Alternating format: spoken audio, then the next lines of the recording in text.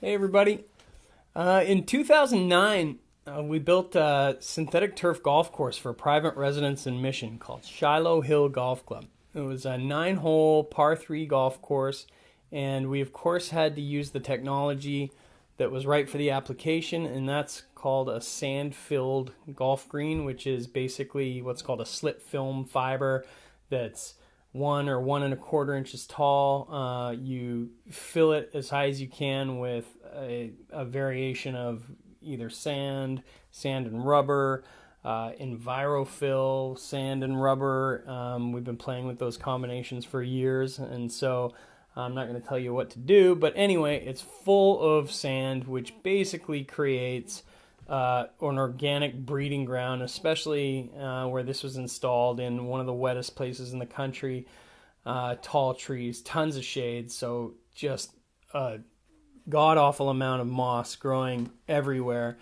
And we didn't get out there every season. You know, we weren't proactive. We weren't really asked to. He wasn't using the course so much, and so we got out there a few times, but I went out there last year during COVID, and he kind of, let it pass a season or two, and so the moss was quite a lot, to put it lightly.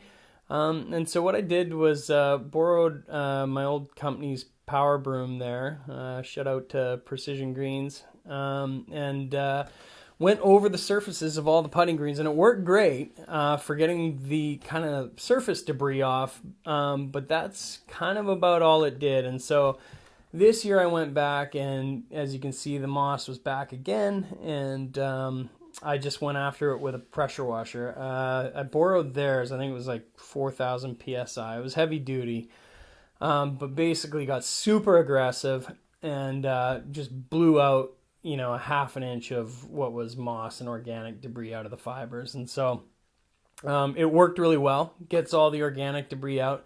And I haven't got to the point yet which you will need to do, where I go back and top dress the golf greens. So basically, you can blow all the organic debris out all you want, but you'll need to go back and you have to put fresh infill in, which is a process in and of itself. So I always kind of say maintenance on synthetic turf on the sand-filled golf greens. You want your installation company to be on top of it. I'd say twice yearly at least, maintenance, maybe one with the power broom just to keep the organic debris off.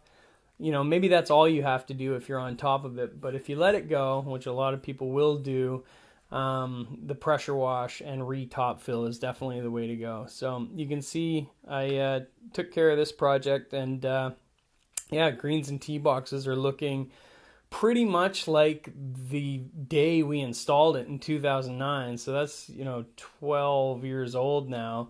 So great products. I think these were Tiger Turf products out of the U.S. So very little fading that I can notice. The strength of the yarn is incredible because I'm just getting after it with a pressure washer. So shout out to Tiger Turf. That's a great product. Thank you. And great colors still to date. Blends with the natural environment. You can see it's quite a natural environment. So little clip here of my daughter Anna helping us with bunker maintenance on the Landscape Tie bunker. You can see it needs to be probably tilled down below, but she's doing some dynamic weed pulling off the face of the bunker. You can also see this is the 5th tee box. This is the most, you can't tell it's a tee box in this first photo, but it was the most kind of neglected area on the course. Total shade, total tree debris. Nobody ever goes down to this part of the course.